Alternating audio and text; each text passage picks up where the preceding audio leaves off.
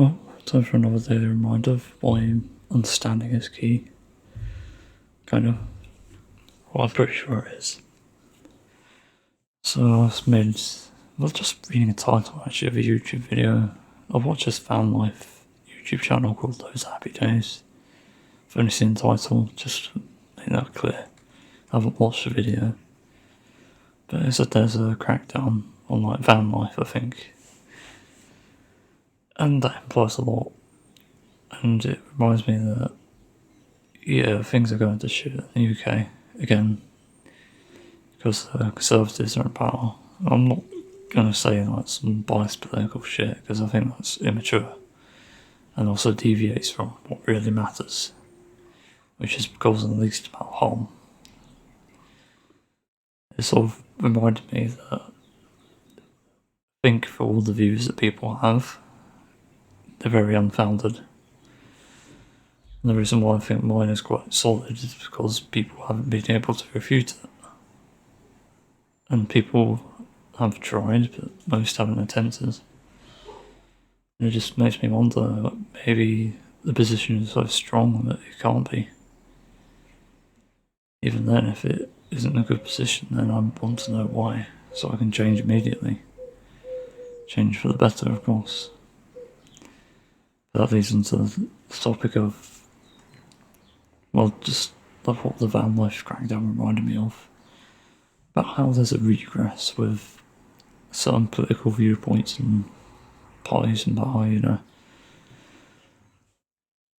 I think it stems from just not understanding things. I just want to say understanding is key. Because it's like deeply related to the topics that we discuss, pretty much. And when I think of like, say, why I'm in favour of, say, AI generated human porn, even ones that would be deemed illegal, it's because it's very harmless and it doesn't really exploit anyone. It's pretty simple, really. And, you know, this might make it hard to actually track down, like, bad actors, but at the end of the day, you have to look at the overall benefit. Because if it outweighs the harm that it does, where currently I can see more harm than good without AI, it just goes to show that you need a deeper understanding of something to understand its intentions and why people push for it. I even said when I used to have a Divine Art account, I could even agree with like Mambler, the Mambler Love Association, but I don't agree because their reasoning isn't good, and it's overall more harmful than good. But it just goes to show that people are so biased that they don't even bother to listen, and I think that's a dangerous thing too. When people actually don't bother to listen, you just make the world a worse place.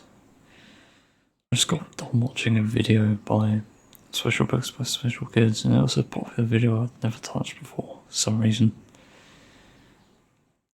The channel's done a good job educating me on how human we are, no matter what we have, what's reverse, or maybe what's different. So I watched this video about a sociopath who was antisocial. It was definitely very interesting, and at the end I just had to conclude that, you know, we have to accept people for who they are. And sure, this guy might be harmful and be manipulative. It doesn't change that he's still human. I don't know if he has emotion exactly, but I think he can definitely work to become a good person, logically. I think as long as he strives for that, he's fine. He's perfectly accepted and valid. It also brings up the complicated topic of what if people can't do that?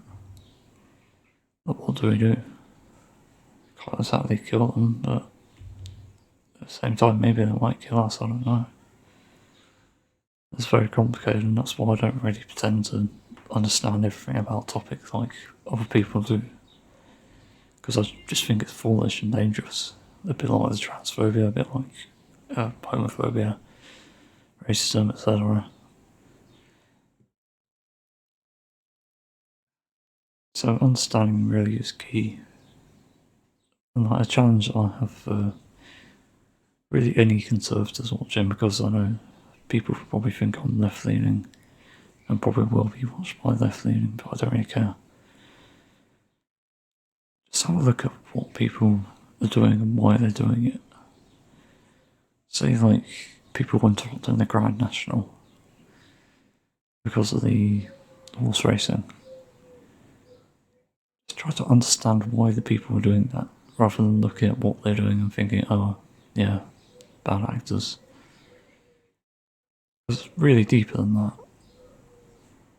Everything needs questioning, and of course we need answers, and that's why we sort of look for them. And I've got many of my answers just by looking for things like I had to come to terms with my autism, for fuck's sake.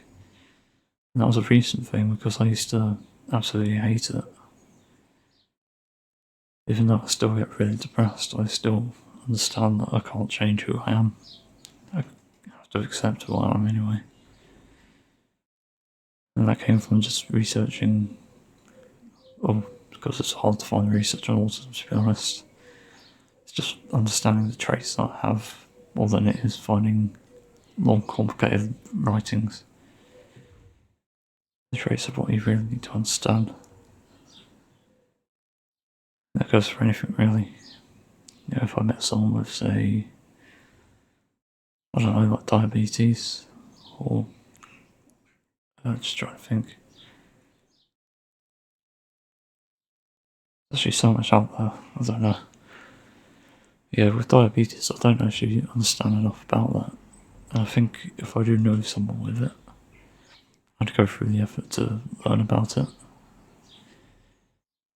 and understand it, rather than being like, oh, you want this thing with like less sugar, less calories, less fat.